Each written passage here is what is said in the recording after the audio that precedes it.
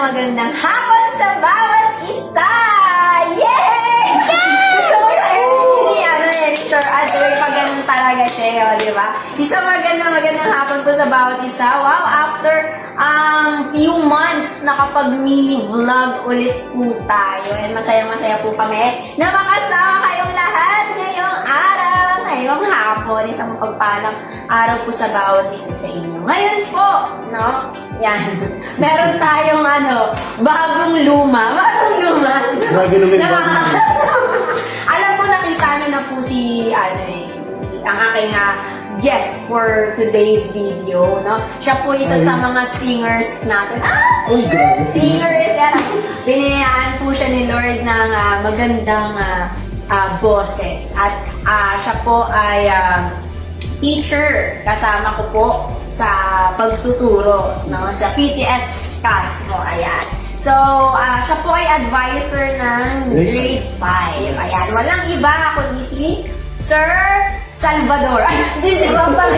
Hindi. Hi, everyone. Sir Az. Ayan. Sir Az. So, di ba po, nag-cover ka yung Christ is in Yes, naalala ko yun. Yes, sample. Ilang beses kong pinanood yun sa YouTube. Yeah, kaya po, watch it on our YouTube channel. Ayan. Tapos, nag-guest din siya sa amin sa live kapag may kantahan portion. Ayan. Christmas! Christmas! Yes! At ngayon, masaya-masaya po kami na makasama siya dito sa ating bagong office. Wow!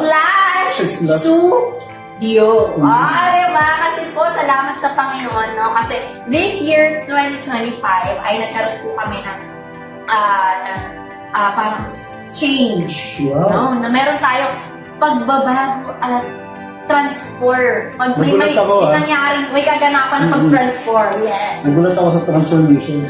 Yes! Nagulat din kami sa transformation. Yes. Nagkagulat pa ng lahat sa transformation, pero yun yung transformation na blessing.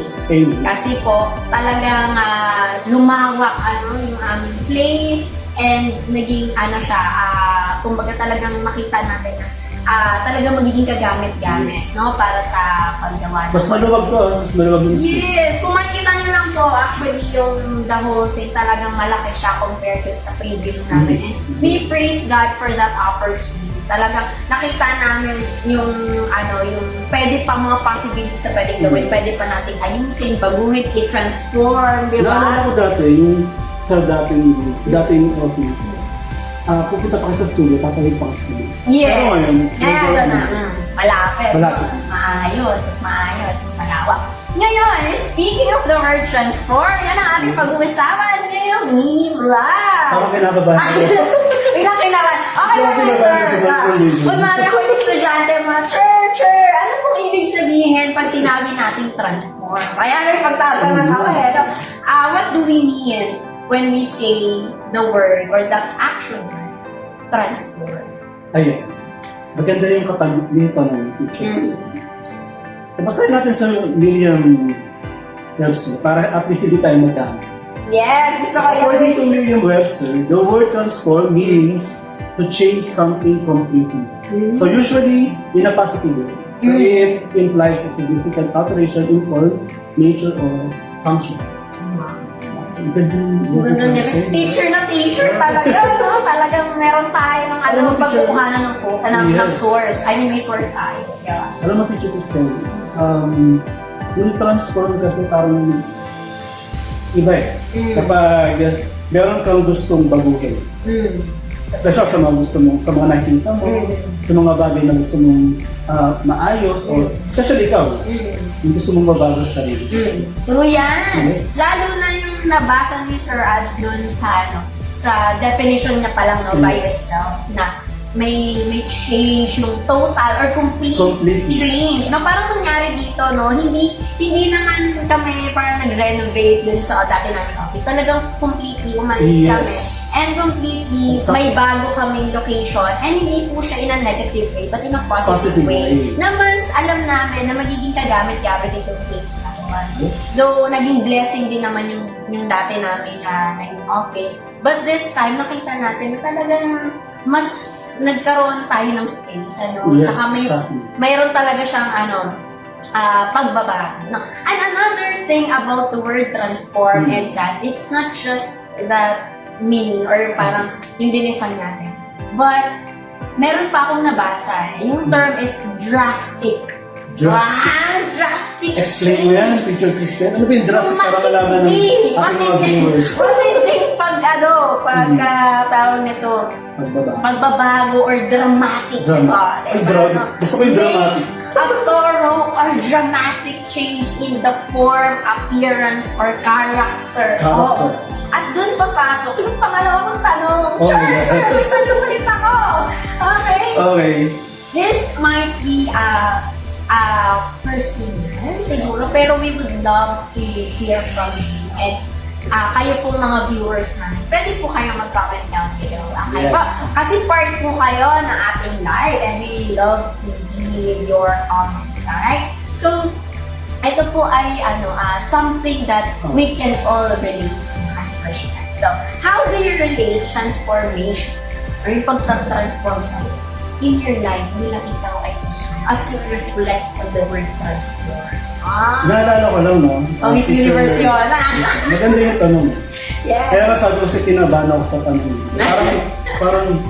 Parang may something sa heart ko na parang making ko. Ay, dahil dyan may paniwa ko. Meron ako biglang naalala. Ay, sige. Kaya, Transformation. Isa kasi, personally sa akin, no?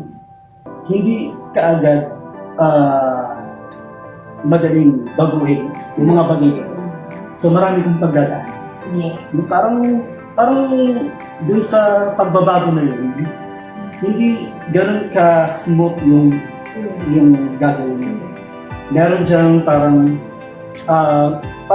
yung mga dadaanan ka na process, no? So, it takes time, no?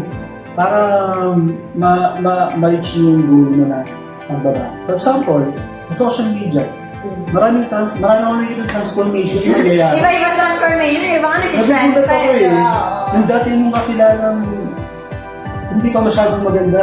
Ay, marami siya. May flash nag-glow up. Ay, nag-glow up talaga. Diba? Dahil sa tulong Sino yan?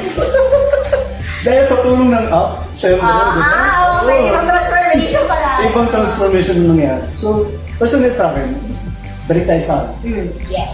So, iba si Lord magbago.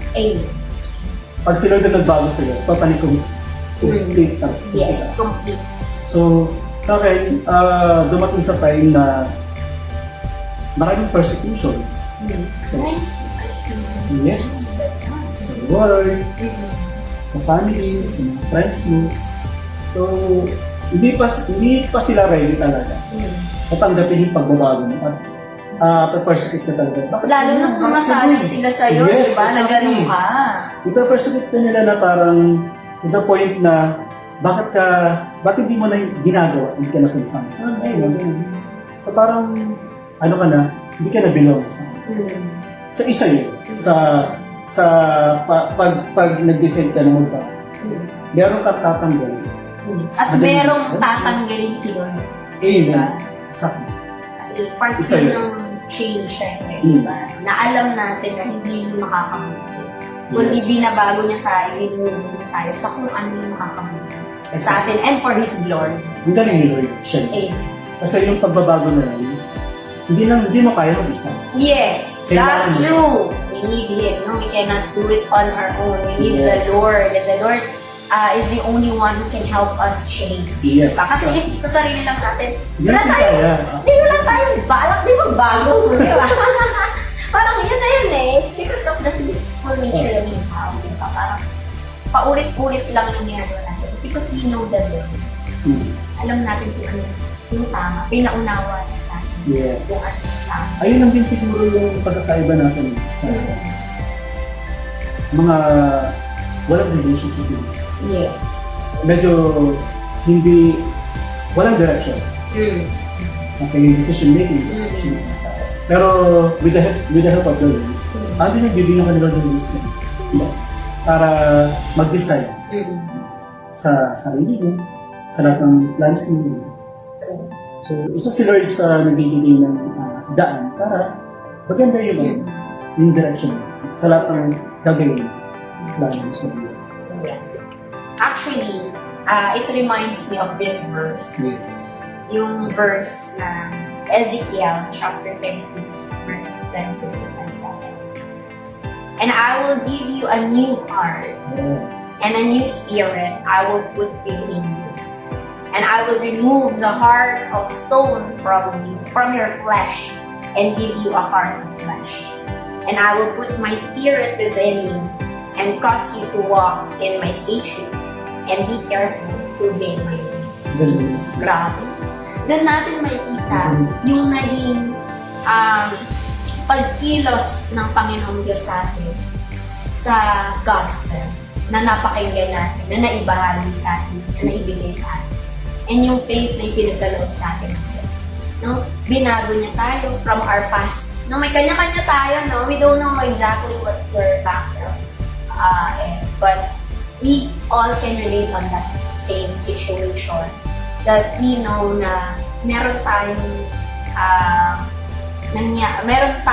pangyayari sa buhay natin, and may mga sinful acts tayo. And that we know that we need Christ. No? Dahil na pakinggan natin yung salita niya. No? There are people na nagbahagi sa atin yung salita ng Diyos. And sabi nga, di ba, faith comes by hearing the word of God. So, ang Lord ang kumilos sa atin. Siya yung bago sa atin. Siya yung nagbigay sa atin. Sabi nga dito, from sa heart of stone, from your flesh, and give you a heart of flesh. Diba? No? Yung matigas yung ulo natin, no? Yung parang gusto natin na susunod yung sarili natin, patuloy tayo na bumumay sa kasalanan. Pero dahil sa Panginoon Diyos at sa kanyang kabutihan, sa kanyang pagliligtas by His grace, tayo ngayon ay may buhay na walang hanggan sa Panginoon Yesu Cristo. We are a new creation. Meron tayong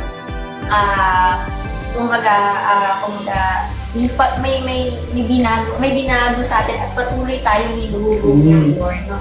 Dahil sa kanyang salita. Yun eh. Yung salvation niya sa atin. Grabe. Praise God. Therefore, if anyone is in Christ, he is a new creation. The old has passed away, behold, the new is come. Diba? Sa 2 Corinthians 5:17. Amen to that. Patuloy tayong hinuhubog ng Panginoon. Diba? We are always reforming, we're always growing, no, in maturity. So, anything else to say to our viewers about transforming Sir Alex? Transformation. Actually, transformation is not a one-time event. Yes. But is a long process. So, syempre, it requires commitment. Yes, very great! Alam mo na. So, we're gonna, Commitment. mabigat. Commitment, perseverance. Yes. And last is willingness. Yes. Kailangan, kung gusto mo magbago, kung gusto mo may makita talagang pagbabago, kailangan, ang unang puso mo, ready ka. Ready ka sa lahat ng pagbabago. Yes. So, syempre, hindi naman tayo nasa mundo ng lahat ng pagbabago. Yes. I-expect na natin talaga yung mga nations. Famous for my bashers! Expect na natin talaga yung mga, alam mo na, kasi sa walk natin sa Panginoon, hindi palaging sweet. May mga trials talaga, persecution talaga tayo. May encounter. So much better na dahil ka sa lahat ng bagay, sa lahat ng bagay. So, syempre, yung relationship natin sila. Dapat mas pagtibayin pa natin. Kasi kapag alam natin yung salita ng Diyos, alam natin kung paano tayo mamumuhay. Amen. Diba? So, that's it! Sa mga viewers, salamat po!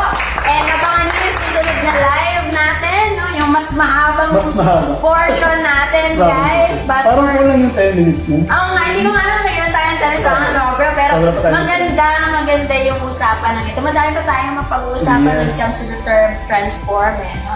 pero maging pagpapala tayo sa iba. No? Amen. So, yun lamang po mga viewers. Please comment down below any insight, reflection.